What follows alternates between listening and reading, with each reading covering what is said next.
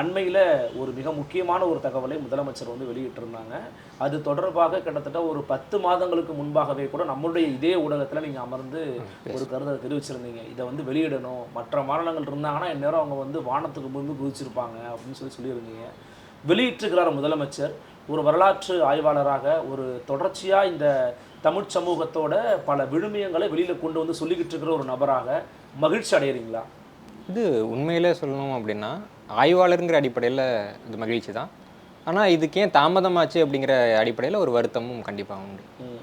அந்த மாதிரி தான் உங்களுக்கு இருக்குன்னு நினைக்கிறீங்க. ஆமாம். ஆனால் இதில் வந்து ஒரு நெடிய ஆய்வுக்கு உட்படுத்தி அதன் பின் வரக்கூடிய முடிவுகளை அடிப்படையாக வைத்து தான் ஒரு அரசு வந்து செயல்பட முடியும்னு சொல்கிறாங்கல்ல, அதை பற்றி உங்கள் பார்வை என்ன?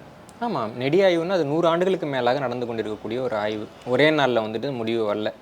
அரசாங்கம் வந்துட்டு இவங்க போய் முதல் தடவையாக இரும்பை வந்துட்டு ஆய்வுக்கும் கொடுத்துடல. 2018 நான் அது தொடர்பாக நூல் எழுதியிருந்தேன். 2019 ஆண்டுலேயே வந்துட்டு இந்த மாதிரிகளை எடுத்து கொடுக்கக்கூடியதுன்றது ஆரம்பிச்சு. சிவகலை பகுதியில் அகழாய்வு பார்த்தீங்கன்னா 2019 நான் நூல் எழுதின அடுத்த ஆண்டே ஆரம்பிச்சிட்டாங்க. அதுக்கெல்லாம் பின்னாடி தான் இவங்க ஆட்சிக்கு வராங்க. என்னமோ இவங்க தான் வந்து முதல்ல விதைச்ச மாதிரியும், அப்புறம் தான் முளைச்ச மாதிரியும், அப்புறம் தான் அறுத்த மாதிரியும் பேசக்கூடாது இல்லைங்களா?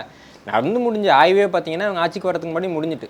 ஒரு முடிவை அறிவிக்கிறதுன்றது ஒரு மாபெரும் பணி மாதிரியும், அதுக்கு வந்துட்டு 3 ஆண்டு 11 மாதங்கள் தேவைப்படும்னு சொல்கிறதெல்லாம் வந்துட்டு ரொம்ப சிறுவில்லைத்தனமான வாதம். இவர்கள் வந்து தயங்கினார்கள், வேறு வழி இல்லாமல் அதை வெளியிட்டார்கள். ஏன்னா நான் சொன்ன அதே மாதிரியின் அடிப்படையில், அதாவது என்னோட கருத்து அடிப்படையில் நான் சொல்லலை, என் கருத்து அதற்கு நான் வைத்த அதே சான்று, இது ரெண்டையும் அடிப்படையாக வச்சு தான் அவங்க வந்து சொல்லியிருக்காங்க.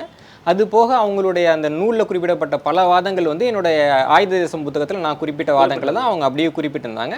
என்ன என் பேரை குறிப்பிடலை, வழக்கம் போல் வந்துட்டு திராவிட ஸ்டிக்கரில் ஒட்டிட்டாங்கன்னு வச்சுக்கோங்க. ஆனால் அதுலேயும் ஒரு மகிழ்ச்சி என்னென்னா, வழக்கமாக ஏதாவது ஒரு பழைய நாகரிகம் இருந்ததுன்னா திராவிட நாகரிகம்னு ஆரம்பிப்பாங்க. இந்த ஆய்வில் பார்த்தீங்கன்னா முதல்வர் திராவிட மாடலின் சாதனைன்னு சொன்னாரே தவிர அது திராவிட நாகரிகம்னு வரல. வந்தால் என்ன நடக்கும்னு அவருக்கு தெரிஞ்சிருக்கு.